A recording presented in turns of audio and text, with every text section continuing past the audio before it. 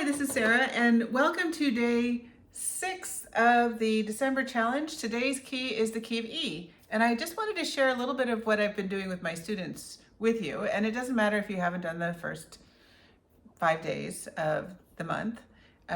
December 1st was the key of F, December 2nd was C, December 3rd, G, December 4th, D, December 5th, A, and 6th is E. And the reason that it's going in that order is it's going around the circle of fifths.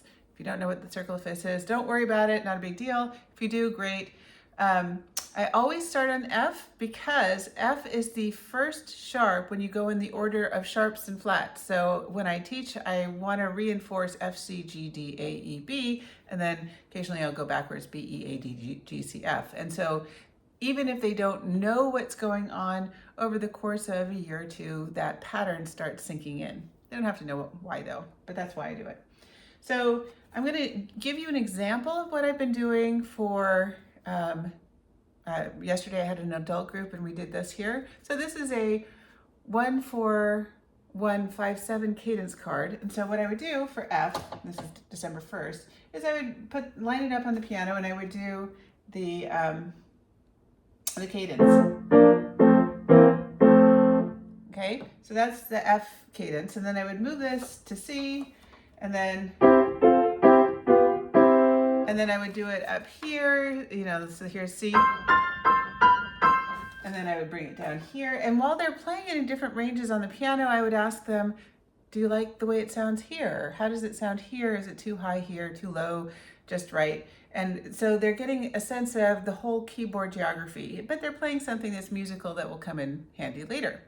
So yesterday we were doing this and then we were using it to transpose something, I can't remember, maybe happy birthday. Today I had a student who was online and we were doing the major scale. So fingering is, you can, depending on the age and the experience of the student, if it's somebody who's inexperienced, then I'll have them play 4 fingers on each hand. So any combination of the 4 fingers. The idea isn't necessarily to reinforce fingerings for the exercise that I was doing. It was to get the sense of what those keys are and the patterns. So E major, and since it happens to be December, I thought, well, what if we did, so descending scale, slightly different rhythm. And I thought, well, what if we did it on all of the keys that we've done so far? So we started on F, then C, G, D, A, and then of course E. So that little pattern is really helpful for getting kids or adults or whomever to transpose. And then of course, when you're sitting at the piano, you'll do it a little bit more. Then I thought, oh, well, what are other little exercises that could be used to teach this idea of transposition as we make our way through the keys? And the Christian Petzold Minuet in G major, okay? That one's a nice, again, we're doing this by ear, we're doing this by feel to get this idea of transposing and being comfortable on the keys. So this is not a reading exercise, but it's a root position triad or a chord in one hand and the 5-note scale in the other. So that, not worrying about the music, so I'm not doing the, that's a little more advanced, and I just want this idea of transposition and the understanding of the 5-note scale. So we did F, C, G, D, oops, and then E,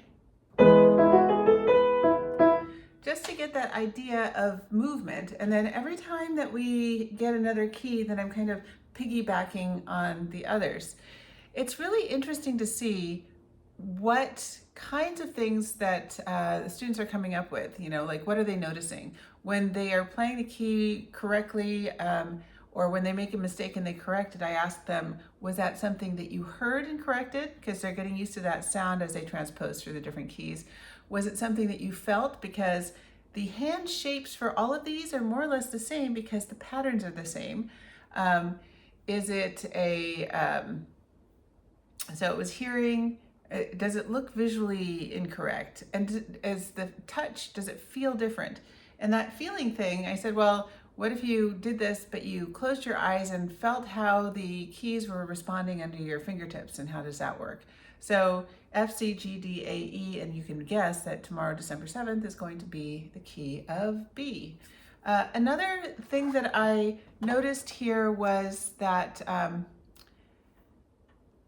the definition of the grand staff, and I don't have a explanation, or I still need to look it up. But the grand staff is two staves of music that comes together to allow pianists to read music for two hands simultaneously. So if you have the answer to this question, is it still called a grand staff when it's two treble clefs or two bass clefs, or is there a different name for that? I don't know the answer, but maybe you do.